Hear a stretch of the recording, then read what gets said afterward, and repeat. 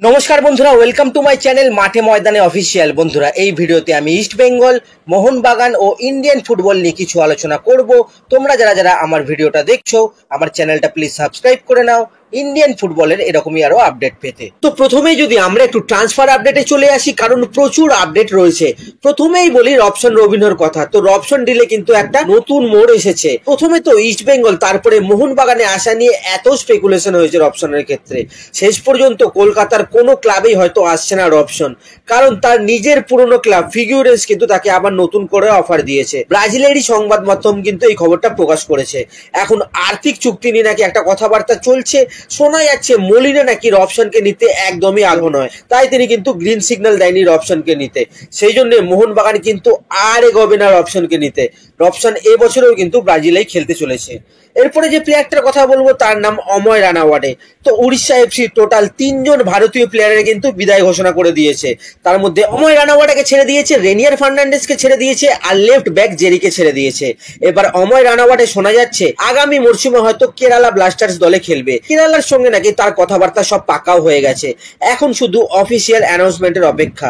এরপরে যদি আমরা একটু মুম্বাই সিটি এফসির কথা বলি, তো গতকাল তোমাদের মুম্বাই নিয়ে অনেক আপডেট দিয়েছিলাম, যেখানে বলেছিলাম যে টোটাল 10-11 জনকে তারা 3 দিনে ছেড়ে দিয়েছে। এবারে কিন্তু ঢেলে দল সাজাতে চাইছে মুম্বাই, যেখানে কালকেও তারা কিন্তু 2 জন প্লেয়ারকে ছেড়ে দিয়েছে। জয়েশ রানীকে ছেড়ে দিয়েছে আর তাহের ক্রোমাকে ছেড়ে দিয়েছে। জয়েশ রানী আর তাহের ক্রোমাকে ছাড়ার পর সব মিলিয়ে কিন্তু টোটাল ওই 12-13 জনকে তারা ছেড়ে দিল। এরপরে যে আপডেটটা দেবো সেটা হচ্ছে আশিক কুরুনিয়ানকে নিয়ে।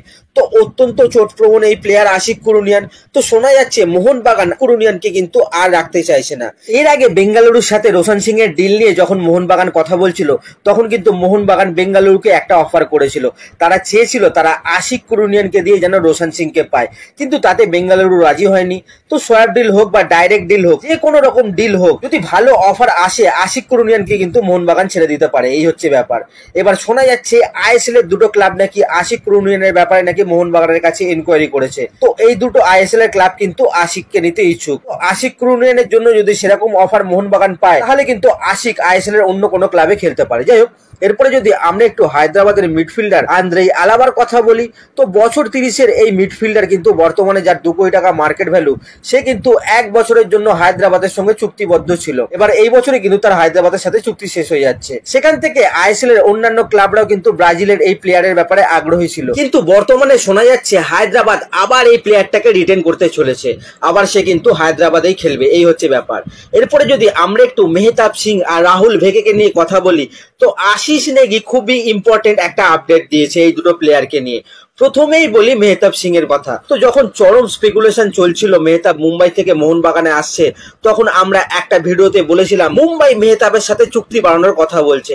তখন কিন্তু কথাটা কেউই বিশ্বাস করতে চায়নি, অনেকেই ফেক নিউজ বলেছিল। এবার আশিস নেগিও কিন্তু সেই কথাই বলেছে। মেহতাবের সঙ্গে মুম্বাই কিন্তু কন্ট্রাক্ট এক্সটেনশনের কাজ অনেক দূর নিয়ে চলে গেছে। এখন শুধু বিষয়টা একটাই ক্লজের ওপর আটকে আছে, সেটা হচ্ছে চুক্তি কত বছরের হবে। মুম্বাই চাইছে 3 বছরের চুক্তি হোক, আর মেহতাব চাইছে 5 বছরের চুক্তি করতে।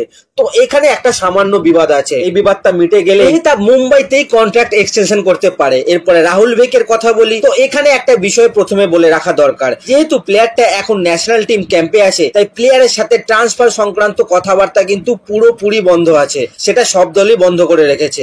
তাই ট্রান্সফার মার্কেটই বলুন আর ট্রান্সফার আপডেটই বলুন, পুরো থমকে আছে। প্লেয়ারের সঙ্গে কিন্তু কেউই কন্ট্যাক্ট বা যোগাযোগ করতে পারছে না। এবার ইস্ট বেঙ্গল কিন্তু রাহুল ভেকের ব্যাপারে বেঙ্গালুরুর সাথে যোগাযোগ করেছিল, কিন্তু অ্যাজ পার আশিস নেগি বেঙ্গালুরু পুরো নো নেগোসিয়েশন মোডে চলে গেছে। বেঙ্গালুরু কিন্তু কোনো কথাই বলতে চাইছে না। ইস্ট বেঙ্গল যে ফর্মাল অফারটাও করেছিল তারও কিন্তু জবাব দেয়নি বেঙ্গালুরু। প্লেয়ারের ট্রান্সফার ফি কত হতে পারে, কত তারা এক্সপেক্ট করে, এইসব কিছুরই কিন্তু জবাব দিচ্ছে না তারা। ইভেন ইস্ট বেঙ্গলের ফোন কলও নাকি ইগনোর করছে তারা। ইস্ট বেঙ্গল কিন্তু অনেক ভাবে যোগাযোগ করার চেষ্টা করেছিল বেঙ্গালুরুর সাথে, বেঙ্গালুরু কিন্তু সেগুলো সব ইগনোর করেছে। এখন রাহুল ভেকে একবার ন্যাশনাল টিম ডিউটি কমপ্লিট করে তারপরে ফিরে আসলে তারপরেই হয়তো কথাবার্তা কিছু এগোবে। যেহেতু রাহুল রাজি ইস্ট বেঙ্গলের ডিলে, তো প্লেয়ার এসে তার এক্সিস্টিং ক্লাবের সঙ্গে কথা বলবে, তারপরেই কিন্তু ডিল এগোবে। নইলে বেঙ্গালুরু রাহুল ভেকের ব্যাপারে কথাবার্তা বলতে একদমই কিন্তু ইন্টারেস্টেড না, এই হচ্ছে ব্যাপার। যাই হোক, আজকের ভিডিওতে এতটুকুই। দেখা হচ্ছে আবার পরের ভিডিওতে। নমস্কার।